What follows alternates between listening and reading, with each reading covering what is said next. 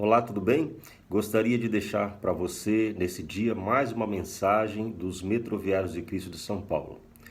Abra sua Bíblia no livro das Crônicas, capítulo de número 13, versículos 5 ao 8. Estaremos lendo e meditando um pouquinho sobre esta passagem bíblica que nos diz assim: Reuniu, pois, Davi a todo Israel desde Sior do Egito até a entrada de Ramate, para trazer a arca de Deus de Kiriat Jearim. Então Davi, com todo Israel, subiu a Baalá, isto é, Kiriat Jearim, que está em Judá, para fazer subir dali a arca de Deus, diante da qual é invocado o nome do Senhor, que se assenta acima dos querubins. Puseram a arca de Deus num carro novo e a levaram da casa de Abinadab, e Uzá e Aiô guiavam o carro. Davi e todo Israel alegravam-se perante Deus, com todo o seu empenho, em cânticos, com harpas, com alaúdes, com tamboris, com símbolos e com trombetas. Então, no versículo 8, nos mostra que nesta caminhada em retornar à arca de Deus, que era o símbolo da presença de Deus, de volta para Jerusalém, eles fizeram questão de prestar louvores a Deus. Evidentemente que Deus não estava dentro daquela arca, mas ela simbolizava a presença de Deus. Mas o interessante deste versículo 8 é que neste louvor eles utilizaram-se de instrumentos antigos. Alguns até têm algumas semelhanças com os atuais, porque evidentemente eles deram origem a muitos dos instrumentos que nós conhecemos hoje. Então a harpa, ela tinha a sua origem entre os instrumentos mais antigos, como a flauta, por exemplo. Teria sido originada dos arcos de caça, que faziam barulho ao roçarem na corda. A harpa ela é constituída de uma caixa de ressonância, uma coluna, um pescoço e pedais de cordas.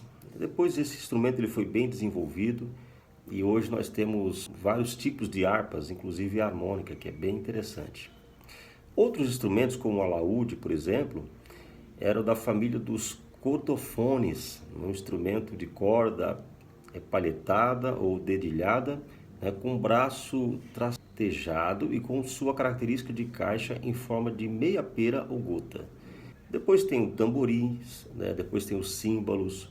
Todos esses instrumentos eles estão localizados principalmente no Oriente Médio e no mundo antigo, na Mesopotâmia, em lugares como a Síria, como no Egito, no caso do símbolo, era um instrumento de percussão. Então, esses instrumentos faziam parte do conjunto de instrumentos utilizados na adoração a Deus. Evidentemente que a voz também é um instrumento.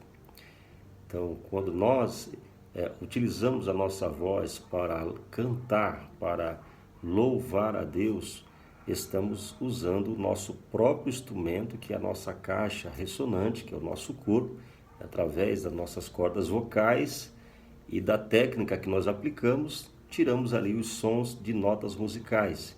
Portanto, a música, com os seus três elementos básicos, melodia, harmonia e ritmo, ela produz um som agradável aos ouvidos.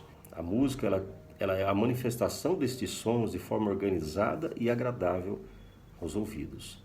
Deus se agrada do nosso louvor. E o louvor ele tem que ter a sua objetividade, a adoração a Deus. O louvor é uma adoração.